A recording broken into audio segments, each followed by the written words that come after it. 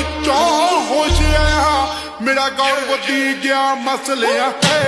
ਮੇਰੀ ਚੋਂ ਵਧੀ ਤਰੱਕੀ ਨੀ ਮੇਰਾ ਬੋਲ ਵਧੀ ਗਿਆ ਅਸਲਿਆਂ ਤੇ ਮੇਰੀ ਚੋਂ ਵਧੀ ਤਰੱਕੀ ਨੀ ਮੇਰਾ ਬੋਲ ਵਧੀ ਗਿਆ ਅਸਲਿਆਂ ਤੇ